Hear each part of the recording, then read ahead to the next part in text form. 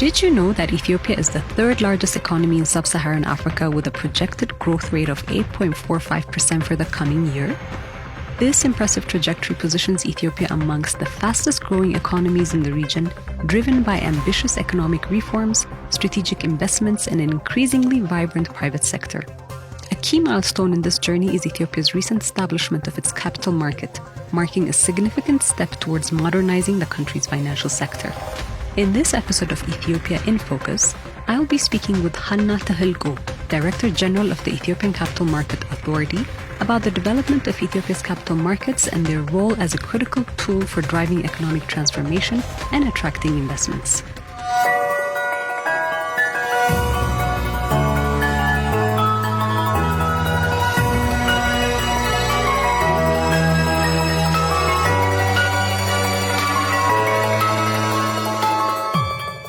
Hanna, welcome. So we noticed that increasingly on the African continent, policymakers are recognizing the importance of setting up domestic capital markets, particularly to propel economic development and to finance priority sectors.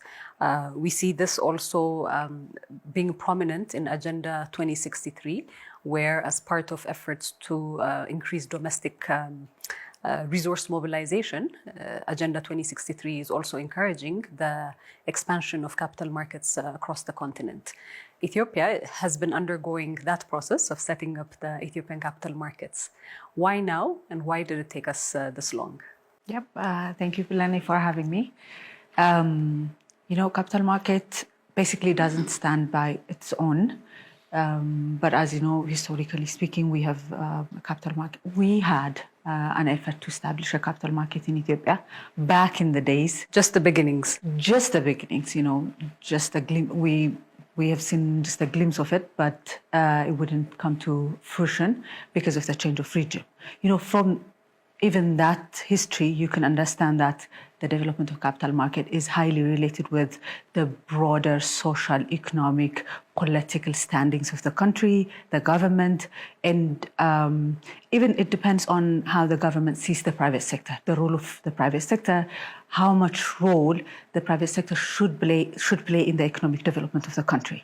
So that has been one of the issues of why we haven't set up a proper capital market in Ethiopia with a regulator present, with backed by technology and recognized, capital market intermediaries and other participants. And just to clarify for people who do not understand the context before, in which era did we try to start the capital markets and what had transpired after? It was Haile Selassie's era. When the effort to establish capital market was started, but with the introduction of the socialist regime by Derg, that effort was, I'd say abolished, and then we haven't seen any effort to establish a regulated capital market. But even within that time, especially after the fall of Derg, there was an effort of share issuances by share companies. We can see like the Ethiopian local retail commercial banks. We have over 30 banks, 18 insurance companies, and other financial sector and non-financial sector companies. But the effort has a lot of problems. There was a study by Ministry of Trade and Regional Integration as to the completion of this process, what has been the problem regarding the raising of shares and establishing share companies. One of the biggest issues were the issues of investor protection. A lot of people were victims of fraud. They've lost their investments to unfaithful investors. So that requires the establishment of a centralized regulator. That's the Ethiopian Capital Market Authority. And we can't imagine an effective functional capital market without technology.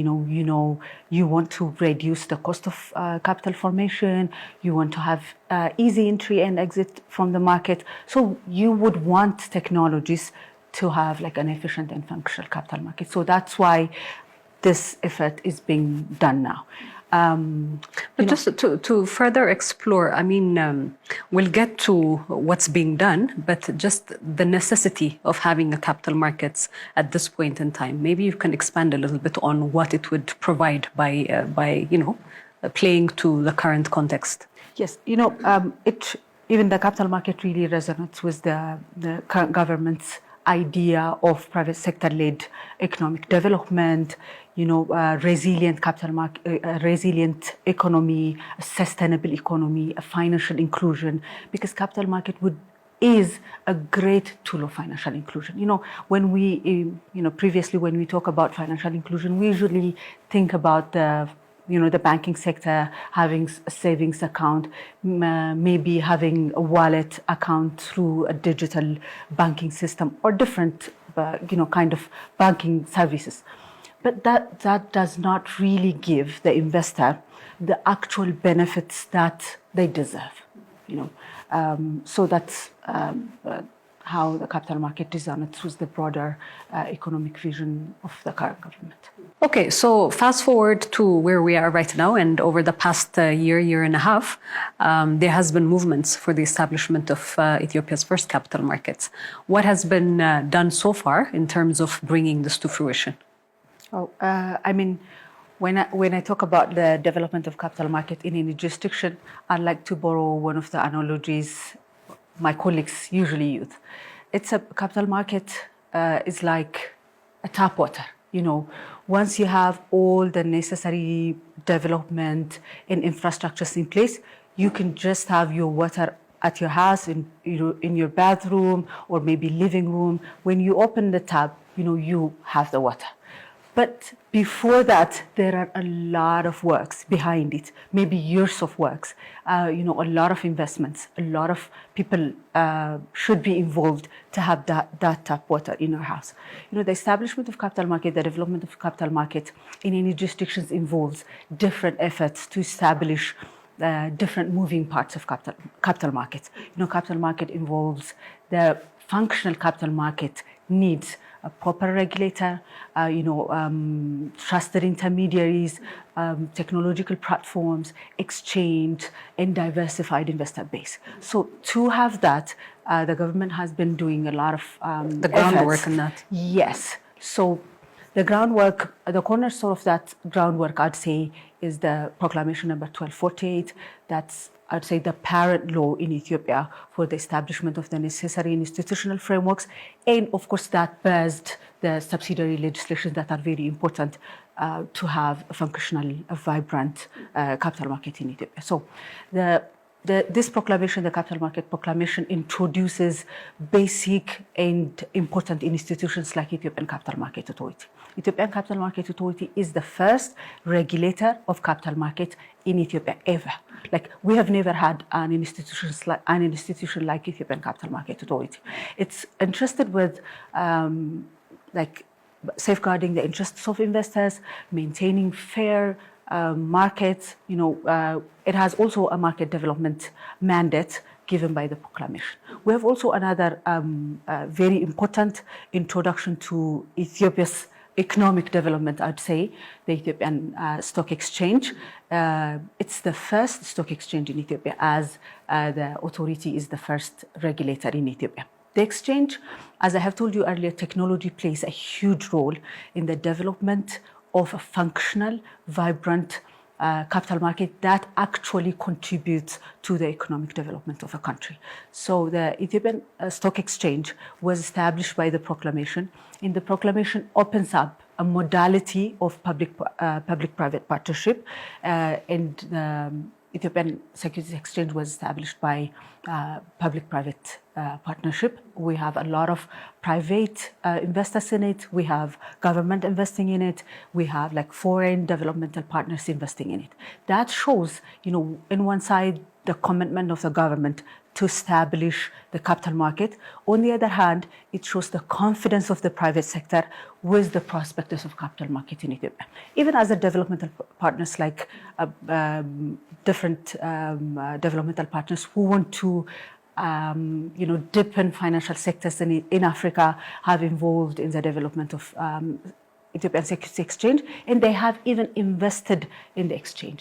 I'd say this shows the confidence of the participants in the prospects of capital market in Ethiopia. The other one would be the effects that shows like we're moving towards establishing a functional capital market would be having the subsidiary legislations that are necessary to bring about the necessary moving components of capital market. For example, after the introduction of the proclamation, we have close to 4 or 5 directives by the Ethiopian Capital Market Authority that governs issuers.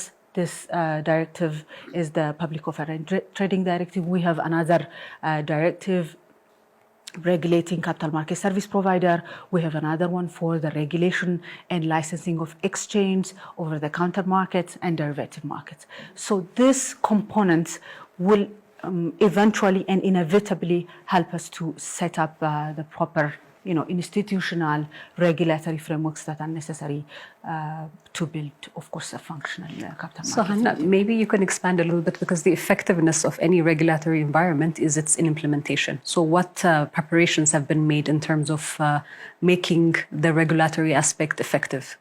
The first effort, I'd say, is to build the capacity of the regulator itself. In terms of having enough staff, adequately skilled, and having continuous trainings in the capital market. As we have been discussing, capital market and its operations is very new in Ethiopia, and its development is also nascent here. So we want to be in a continuous capacity building internally, including the management, we have senior technical advisors. We've brought them from different walks of life. They've been in different jurisdictions, working closely with capital market regulators in different countries and jurisdictions. So we have those technical assistants, and they are sharing their knowledge sustainably to the local staff, even to the management. So we are in a continuous learning process to understand the market, how it operates, and how to better supervise and regulate it. The other one would be to increase potential intermediaries and capital market service providers. I'd say as a regulator, Ethiopian capital market has done a very extensive market development work in the past couple of years. We have done a lot of engagement individually with potential issuers, potential capital market service providers, even potential investors. When we think about investors, we have retail investors, individuals from different walks of life. We have institutional investors. Pension funds play a huge role as institutional investors in any capital market. One thing, it shows, the confidence of local institutional investors who have a lot of resources to invest in their own domestic capital markets. Because of that attracts a lot of international investors into the jurisdictions and to invest in the domestic capital market. So we have been having conversations, trainings with different, possible and potential investors locally. Even internationally, we've been traveling in different jurisdictions to showcase how Ethiopia has promised, delivered in its I'd say policy promises. We've been promising about a comprehensive economic reform. We have delivered our promises. Consistent to those promises. Exactly, consistently delivering on our promises, including the broader economic reforms, the promise of establishing a functional capital market, even components of the capital market, not just, having, the ideal, just, saying that we've established a capital market, but meticulously planning of each component of the capital market and actually executing those components of capital market. So we have been doing those extensive market development works. And in terms of, technology, we've been working... I was just going to say, because you had mentioned it earlier, so what is the role of technology, particularly in enhancing the effectiveness of your regulatory, tasks? To be honest, especially in this digital era, I don't think there would be any effective functional capital markets without the involvement of technology. Technology plays a huge role in terms of increasing efficiency, reducing costs of transaction, and having a very agile capital market regulator as well. The exchange, as I have been mentioning, the exchange is set to provide technology-based trading platform. The intermediaries like brokerages use technologies. We have also introduced some technology-based service providers. I can give you some examples, like even AI-embedded technological service providers like robo-advisory services. You can use AI tools and, provide AI-supported investment advisory services. You can think of like a digital sub-brokerage service. It could be like providing applications on your phone to retail investors to have access to the trading platform, to place their orders, to place the sale and buy order of securities. For the Capital Market Authority as well, we need a technology that have eyes to the actual tradings that are happening in different technological platforms by different participants of the market. You have the exchange with the trading platform, you have the brokerage service with the brokerage back office system. Their regulators need to have eyes, not a manual, human eyes, but a technological eyes. So we're procuring a multi-asset market surveillance system, which will be integrated with the automated trading system and the CSD. The CSD is one of the new additions. CSD being? CSD being a Central Securities Depository, which is a centralized clearing and settlement system of securities. Once a person wants to buy or sell their securities, we need to make sure each participant have the necessary resources. The person selling the shares, we need to make sure they own the shares. The person who are intending to, buy the shares, we need to make sure they have the necessary funds available in their respective investment accounts. So that should be done automatically in, a very centralized way. That will give you, even in terms of having like a policy basis of data, you'll have the trading system, you'll have the Central Securities Depository. So we have been trying to incorporate technologies, up-to-date technologies to support the capital market building efforts. So aside from the synergy on technology with the ESX, because it's another institution that's information as well, and people have the tendency to look at it in silos. What is the nexus and the synergy with the Ethiopian capital markets when it comes to the ESX? Historically, they both have been established as capital markets project office. A lot of the staffs that are working at ECME and at ESX have been working together for, I'd say, the past 3 years. So historically, because they have been sitting in the same office, working together, studying the Ethiopian market, what are the gaps. So that helps us to build a very, very good relationship and having synergy towards that. But, in any jurisdictions, the regulator should closely work with the exchange because the exchange provides the platform and the authority, of course, regulates the trading system. And the regulatory frameworks for the capital markets provide a pipeline of services, products to the exchange. If we don't register securities and companies are not coming to the capital market, the exchange wouldn't have companies that would be listing on the exchange or maybe trading on the OTC over-the-counter market. So both companies, I'd say the authority and the exchange, are very complementary by nature, in their inherent natures. So let's reflect a little bit, because earlier you had mentioned when we're talking about why now, why were we a little bit late, you had talked about the fact that we've had share companies before exist. Currently now with Ethiopia's broader goals of economic development and industrialization, how does ECMA's entry into this kind of context and this aspiration for accelerated industrialization and economic development, how does it factor in? As I have told you earlier, even issuance of shares has brought us about more than 30 banks, more than close to 18 insurance companies and other financial sector companies.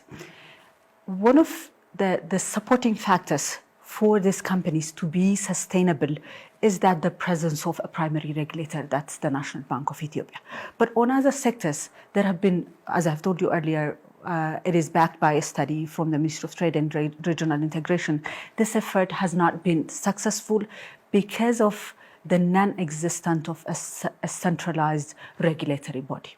So we want to transfer that success in the financial sector to multiple sectors that are necessary for the Ethiopian economic goals, especially the industrial sector, the digital sector, because capital market priority sectors that have been identified for this. Sure, exactly. Because I understand and I acknowledge why banks work the way they work. We need to have risk management frameworks in place. They kind of have to choose the loan recipients. They might need collaterals because you need to protect, the broader financial system. If you don't have those systems in place, I'd say the finance sector might collapse. So I understand why the banking sectors are working the way they are working.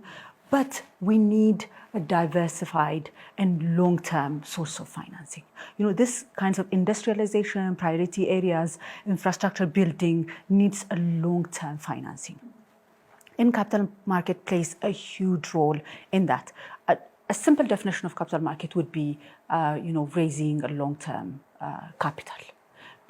Because you'll have a diversified base of investors with different risk appetites and different preferences in their issuers and investors.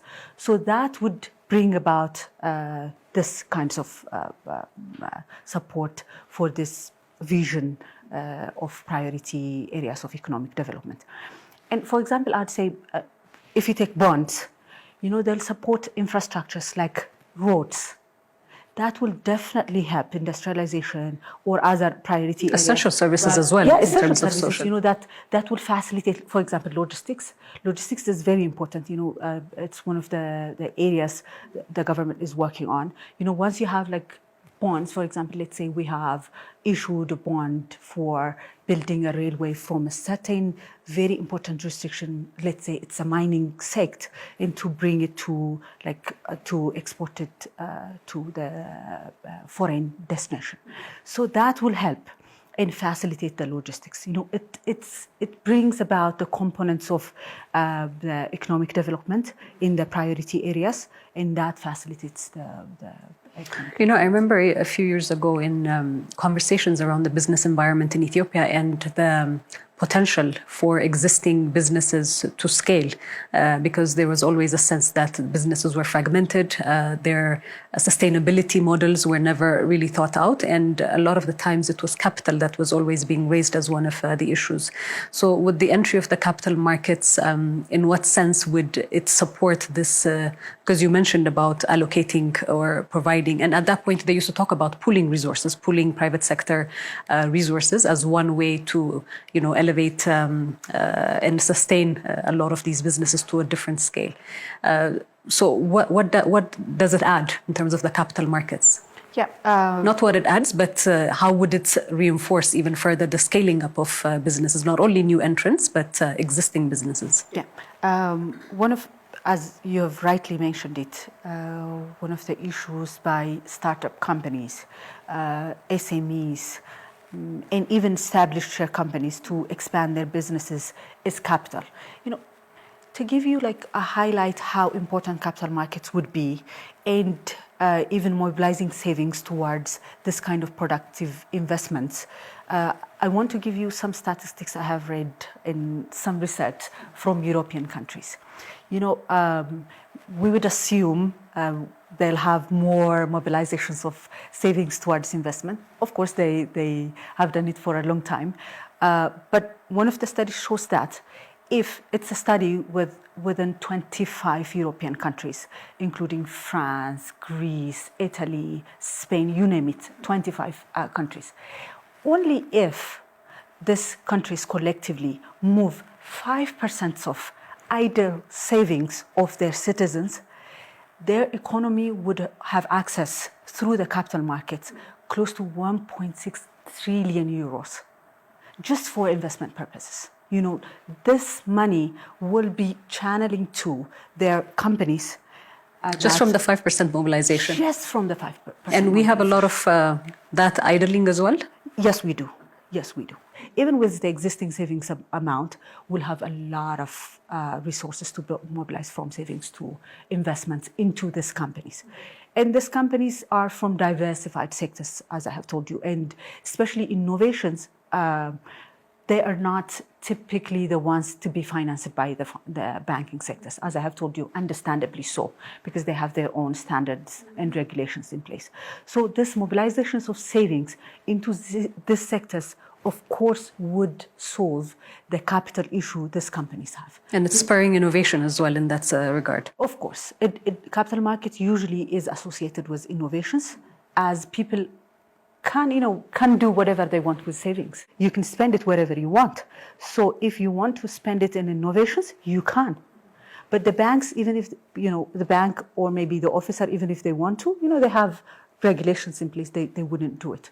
So it will definitely foster innovation, entrepreneurship, new investments.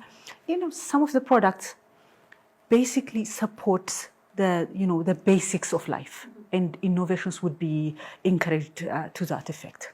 So let's talk about investments, because you started international investments and the entry of the Ethiopian capital markets. What guarantees does it offer them, and what opportunities does it offer international investments?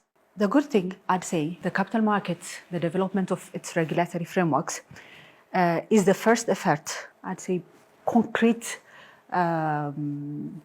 measure of the government to open the financial sector for international investors. The capital market has started as open as it can be. It's open for international investors, even as, when we say investors, in the capital market ecosystem, it's about the people the institutions and the individual people that bring their savings and resources and invest into the companies. But I'd want to discuss it in a broader way of it. It brings foreign issuers, foreign companies, to have access to Ethiopian, as I have told you, to mobilize local savings into their investments. And it also brings about international capital market service providers. Because we don't have capital markets for long, we lack the skills, knowledge and related technologies to the capital markets. So they can come to Ethiopia as capital market service providers. It's open for anyone who wants to come and be a capital market service provider in different modalities. They can come as their own, they can establish branches here, they can partner with local financial sectors or local consultants or any companies in Ethiopia. So in terms of bringing international actors in Ethiopia, I'd say we have different modalities.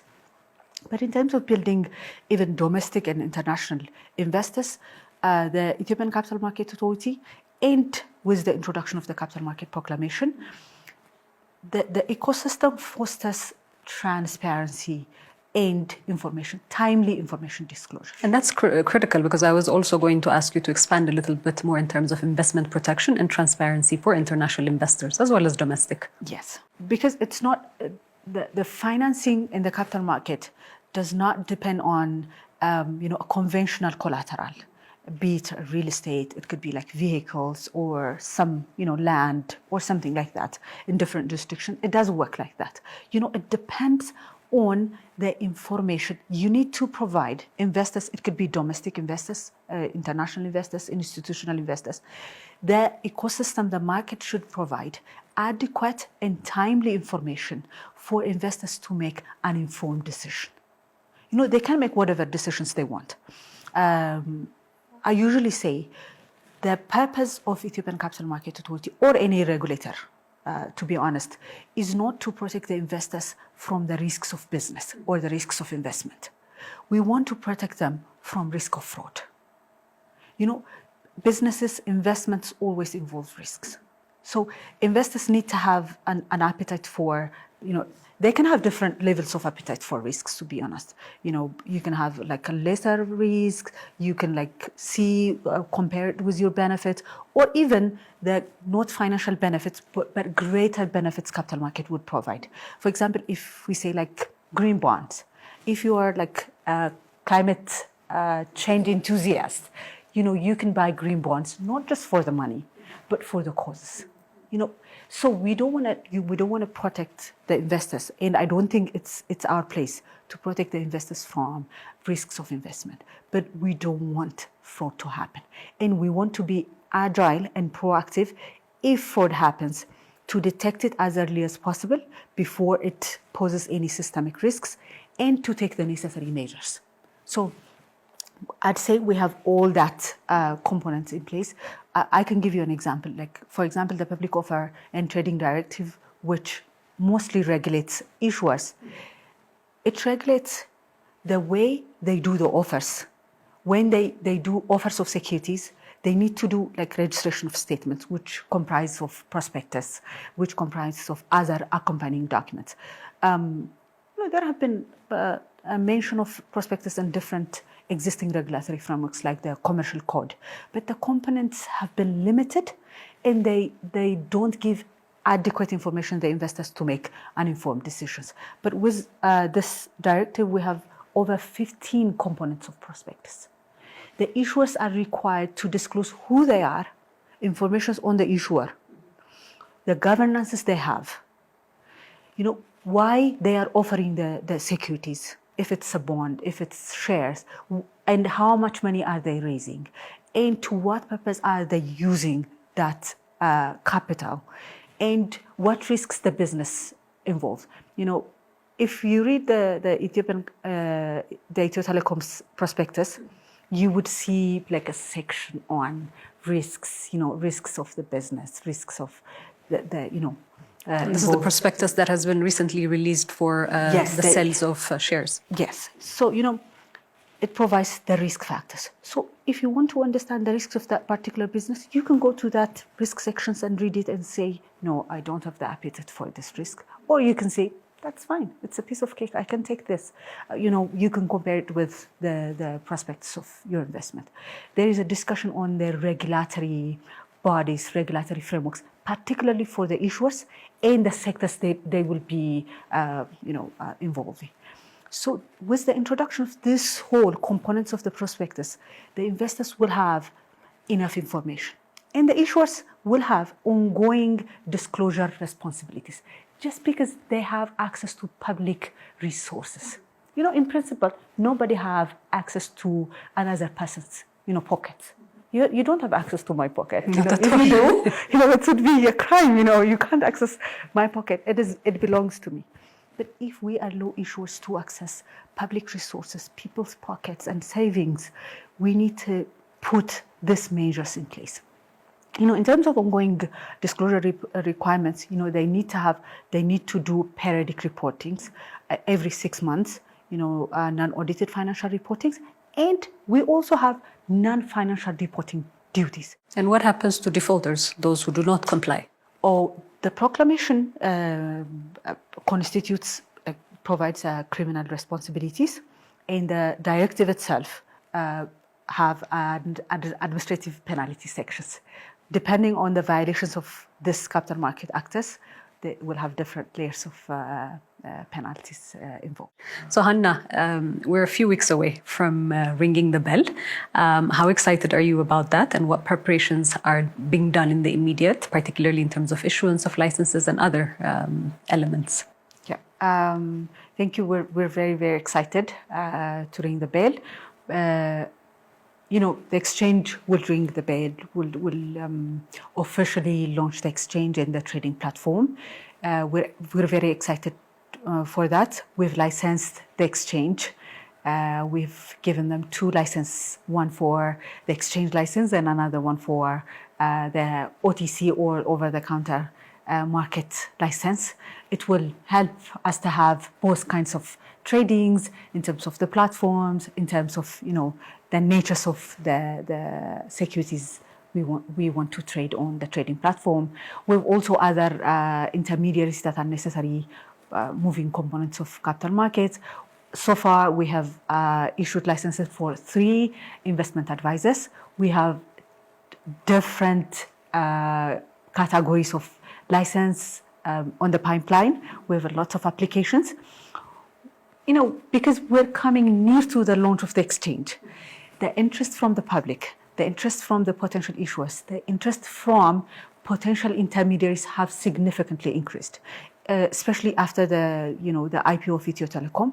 This interest it has shown the commitment of the government, because Ethio Telecom is a state-owned enterprise. They are committed for the regulatory frameworks from ECMA. They've been working closely with that, and they have issued their shares for local investors, retail investors. It shows a lot of commitment from the government side and the issuer side, that they have a huge confidence in the potential of the retail investors in Ethiopia. So from that point on, the interest from local and international participants have significantly increased. So even in the coming weeks, we hope to license a few more participants in the market.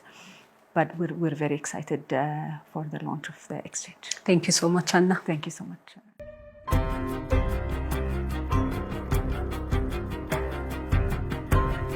That is quite a huge milestone. Maybe you could expand a little bit on that, on what it actually means. Well, it means that, again, the objectives of the reform program is being met. One of the clear objectives of the reform program was to try to increase export receipt, to increase, FX influence the economy. And if remittance is growing, if export is growing, then private sector businesses will be able to get the foreign currency that they need to increase their productivity. Think of it in terms of the manufacturing sector. I would say, if you talk to an owner of a manufacturing plant in Ethiopia, in the past, they used to tell you that they operate literally at half their capacity. If you ask the reason, most of them will tell you that it's because they don't have the inputs that they need, and they don't have the inputs that they need is because of shortage of foreign currency. So if you address the foreign currency needs of private businesses, then that will do wonders to the productivity of the productive sectors in the economy.